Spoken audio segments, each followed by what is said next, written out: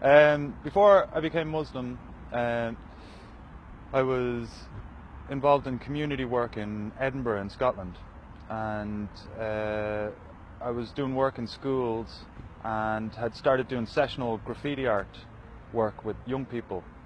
I bumped into a group that was doing a kind of outreach church project, and it was from the oldest church in Scotland. Was recognising that their congregation was getting old and that they would have to go into what was called a church without walls. This project was moving into the kind of club sector, in a sense, the entertainment sector, and I was doing a bit of performance poetry and stuff, so I kind of fitted in with that, and we did some music and stuff and club nights and stuff, and I kept up the graffiti work. So that got me, I had a yearning to get with the scriptures and things like this. That was there, that yearning was there. I was at the point where I was very close to getting baptized, you know, to have myself confirmed in a sense as a Christian, because I wanted to say, I believe, you know, and I wanted to be with a community that shared these values. So I was looking for something a bit more clear, laid out, because I wanted to change myself. I didn't want to have something that everything appealed to me. I wanted to have something that would challenge me, because I needed those challenges. With being with the Christian community and Christianity itself, it didn't challenge me in any way. Then with all the kind of hype and rhetoric in the media, then I started saying to myself, as I was reading this, and I was reading it totally in depth, to the point of obsession, I started to say to myself, I'm a Muslim.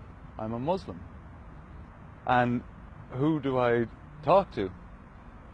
You know, I was an artist, and I was thinking, well, if I became a Muslim, what could I draw and what could I not draw? And yet I was totally into graffiti and words and things like that, and that was the kind of, there was a purity to that which I was prepared to accept, and I knew calligraphy and, you know, the Islamic art and the geometric designs, that was where I was headed, in a sense. I basically met a guy at a market, and he was selling calligraphic stuff, which attracted me, and he was doing a promotion of gold coins, the Islamic gold dinar. So I got talking to him. After about 20 minutes, I just said, you know, yeah, like, I think I'm a Muslim. I think I'm a Muslim, you know, this kind of a thing. I met other people around him and stuff, and he was the emir up there in Edinburgh. He had a group around him. So I was with them for quite a time before. What it took was for him to say, so you've been with us for a time, are you going to say Shahada? You know?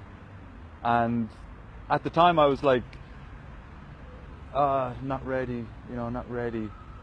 But it's like, what am I doing here if I'm not ready? I met him in a cafe, and he didn't tell me, but he said, so, are you going to say Shahada?